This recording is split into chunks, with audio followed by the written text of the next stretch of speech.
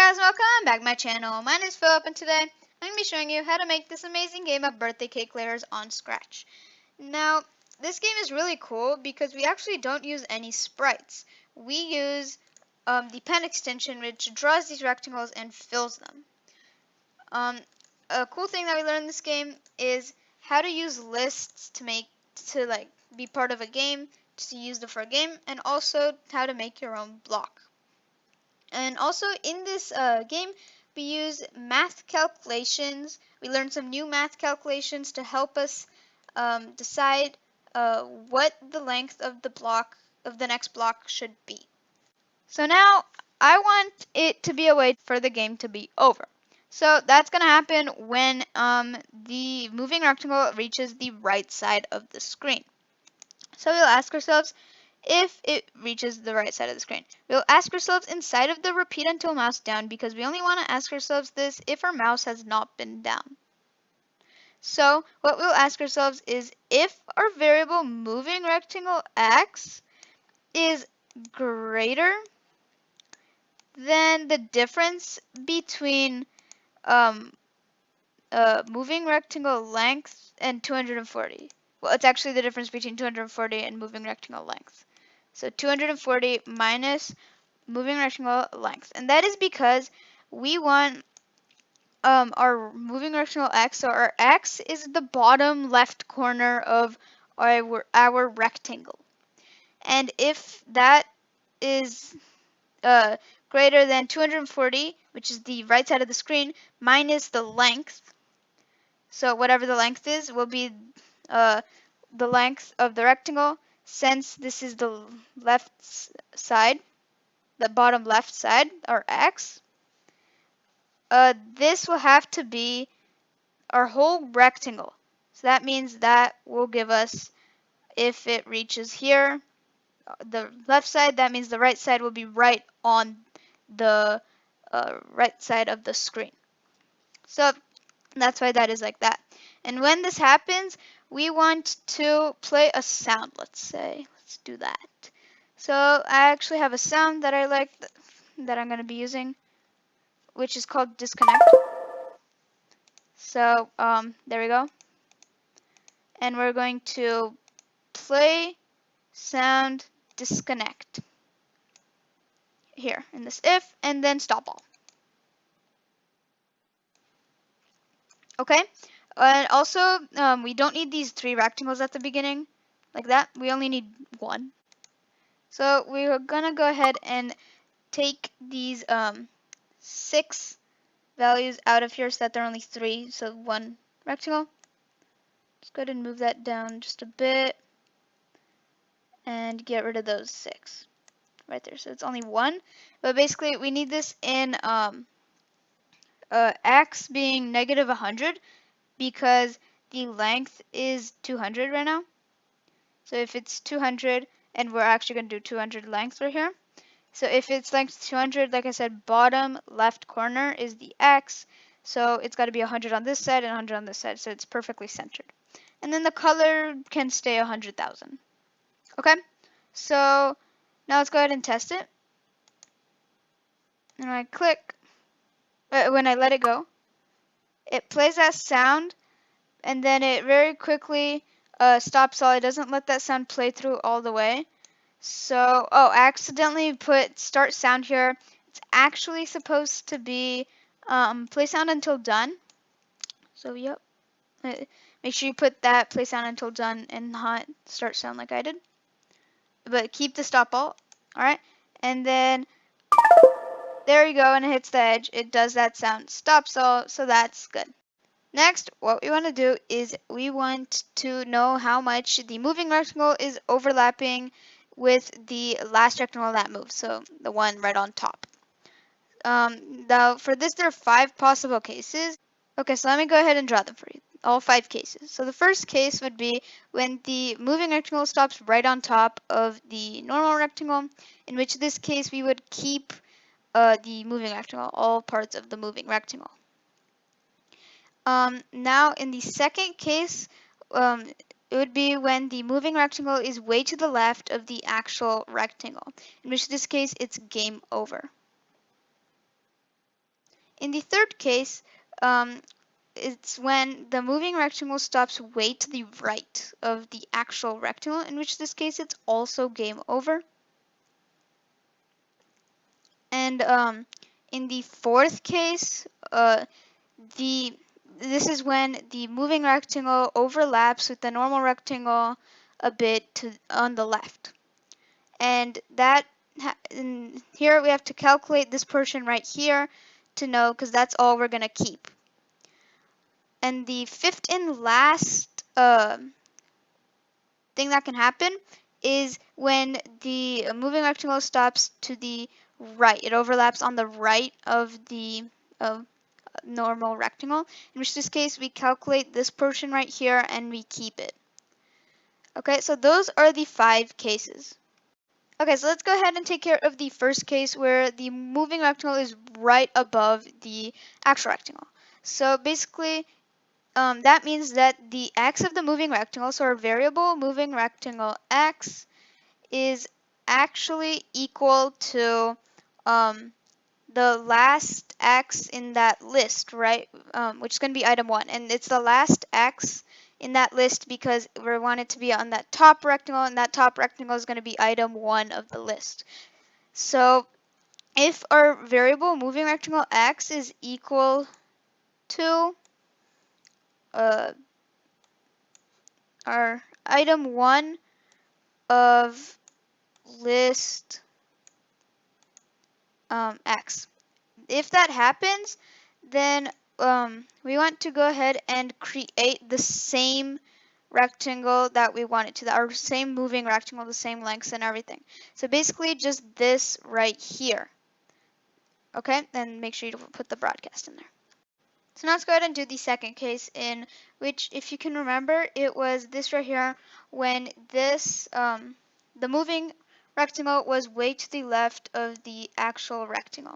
Okay, so what we're going to do for this case is actually we're going to ask ourselves if the moving rectangle x, which if you can remember is the bottom left corner of that rectangle that we're drawing, so if the moving rectangle x plus its moving rectangle length is less than the item 1 of list x.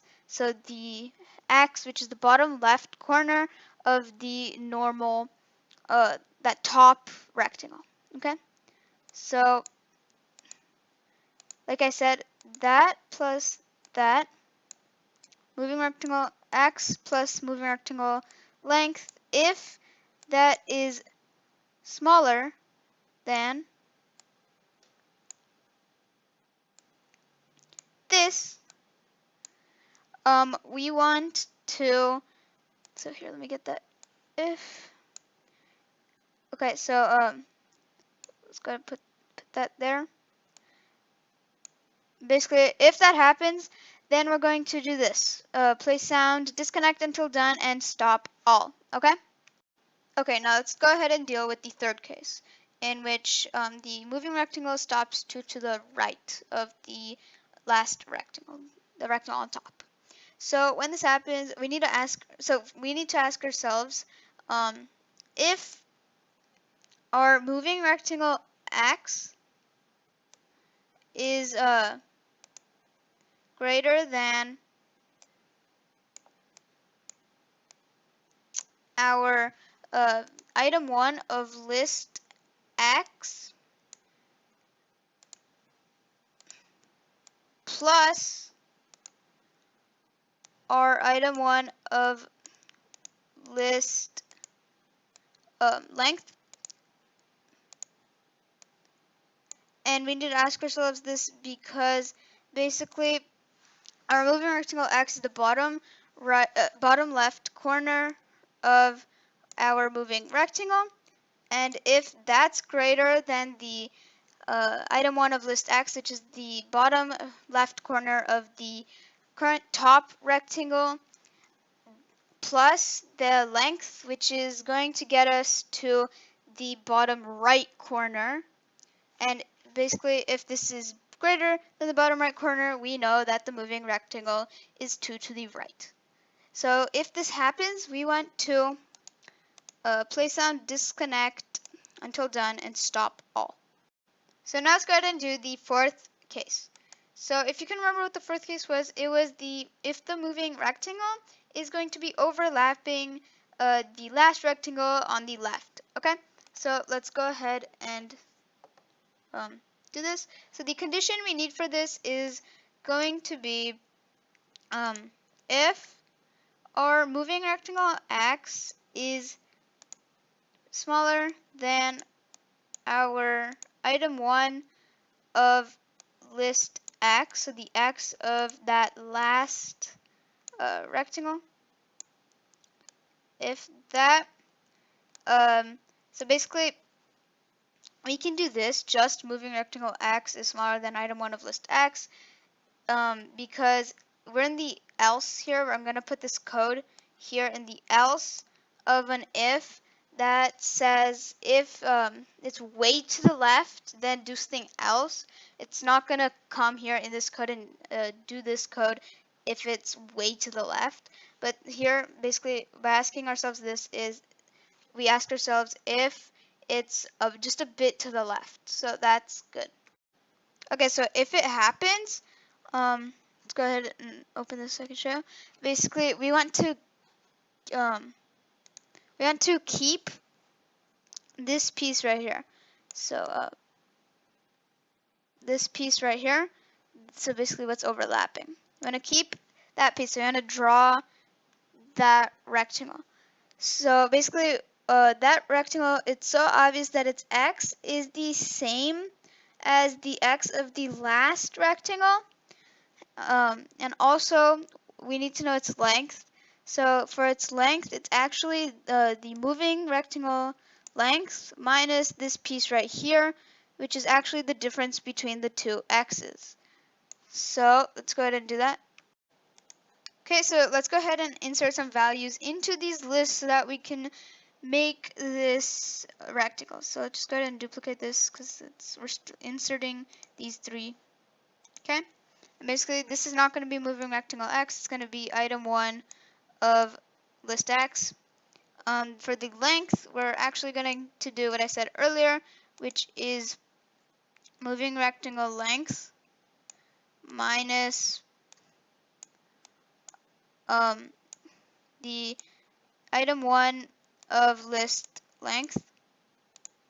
I mean list x, because it's the difference between the two x's, like I said.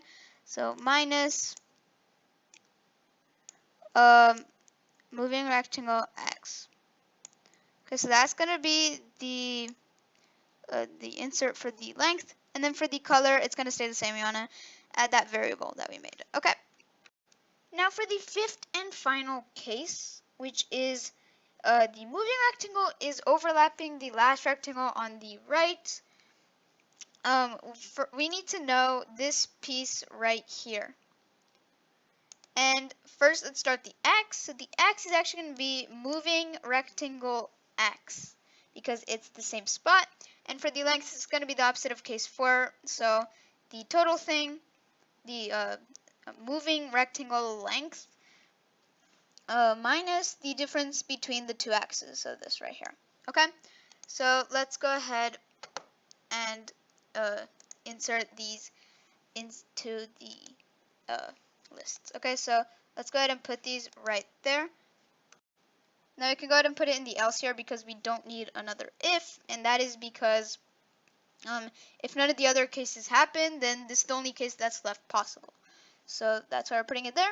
Basically, we're going to insert, like I said, moving rectangle x for the x. For the length, it's actually going to be moving rectangle length minus item 1 of list x, but it's not going to be this way, it's going to be the other way because now this one's bigger than that one. Okay, so just switch that around, and the color is the same, so that's good. So let's test it, and you can stop it. Okay, and problem that I see is that the moving rectangle is not the same length as the last rectangle. So to change this, up here where we set moving rectangle length, our variable to 200, we're not going to change it. We're not going to set it to 200 at the beginning because we don't want it to start with 200 every time. We want it to start with item 1 of list length so that it can start with whatever the length of the last one was. Okay, so there we go. Let's go ahead and put that right there, and that should be good. Okay, now let's test it, and we can see that we fixed that problem. It's smaller. Okay, so let's go ahead and stop it, and okay, there is another problem. You saw that when you stop one on the right side, you can see that it doesn't actually cut off. And that is because here, where it is supposed to be doing that, here it inserts something to list X, and here we ask ourselves item 1 of list X. So it's going to be this value, but we don't want it to be that value. We want it to be the value from before. So we actually want that to be before the before we insert this thing to list X. Okay, so now let's go ahead and test it. And drop it on this side, and you can see that it actually cuts. So that is good. Okay, so now next what we're going to do is we're going to go ahead and choose a backdrop. And there's a backdrop that I want to do with this. Basically, this is going to be layers of cake that we're making. So I'm just going to add these balloons so that it looks like it's a cake. Okay, and next what we're going to go ahead and do is add a score. So let's go ahead and hide all the other variables and add a score. Okay, and score is going to, at the beginning, be set. So when green flag clicked, so over here, set score to 0. And then when we have placed the moving block so that it's now the newest block to the cake, we're going to change score by 1, and that happens right here. So that's where we're going to change score by 1. Okay, so that's good. Let's test it. And when I click, my score goes up by 1, so that is good, and the backdrop is there, so that's good. Okay, so let's go ahead and make the score large readout, and let's place it somewhere near the middle of the screen, so that should be good. And I don't know if you noticed, but when the game ends, like right there, let's say, all the blocks disappear. We don't want that to happen, so to make that not happen, everywhere where we said stop all, it's not going to be actually stop all, it's going to be stop this script, so that the other scripts running will keep the rectangles on the screen. Okay, so stop this script, and there's one more right here, stop this script. Okay, so let's go ahead and test it. And when the game ends, like right there, they don't disappear like they used to, so that is perfect. Now let's go ahead and test the program to make sure that it works. Okay, so far everything's working. It's cutting off where it's supposed to. My score is going up. I'm currently at 5. Okay, so everything seems to be working, but here when we get to the bottom of the screen, we can see that there's that one block, and it stays there, and all the other blocks just keep falling, but they go right under it. So that is because these rectangles keep getting shown on the screen, even if they're supposed to be under the screen. Technically, they're supposed to be under the screen, but they can't be shown under the screen, so they're just shown at the bottom of the screen. So to fix this problem of not doing that, we're going to just ask ourselves here if this y is greater than something like negative 200, something there at the bottom of the screen. So only then will we actually do all this code, which will show the rectangles. Okay, so let's go ahead and test it.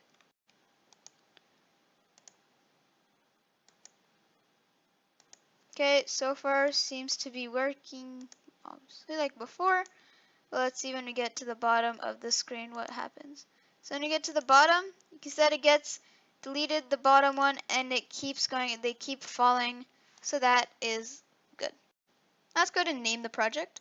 I'm gonna go ahead and name it Birthday Cake Layers.